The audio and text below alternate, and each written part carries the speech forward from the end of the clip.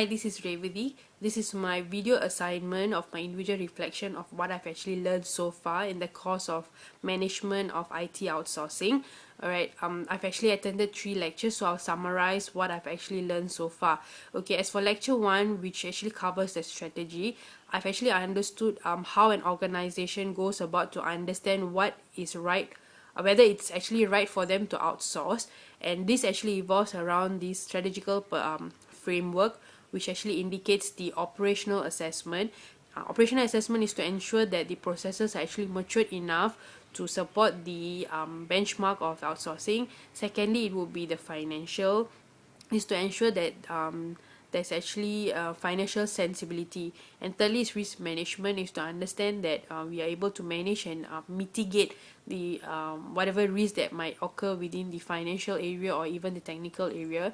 And lastly, it will be the business value. We have to make sure that the outsourcing plan aligns with our business plan in order to gain the positive business value out of it.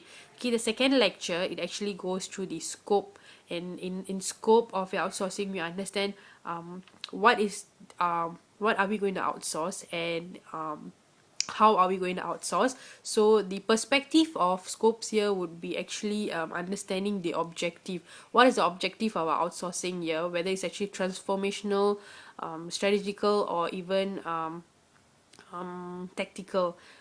And then secondly is what is the core competency of the organization, and thirdly is actually to understand if the vendors out there, if they're actually matured and they've already gained experience in some other projects, and to see if they actually can meet our requirements. And fourthly is the opportunity. What kind of opportunities are we going to gain based on the outsourcing we're going to have. And lastly, will be the vendor selection.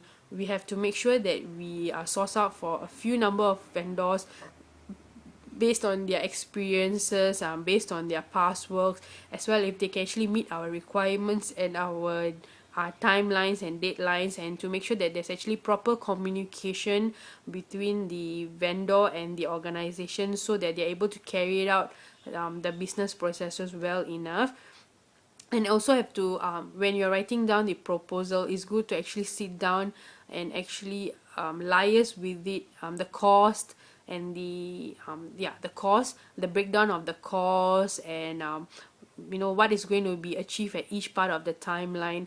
So I basically whatever I've learned so far, strategy, scope, and vendor selection actually gives the importance of some kind of importance of how outsourcing is done, rather than just looking at the profit margin. So this is what I've learned so far. Right. Thank you.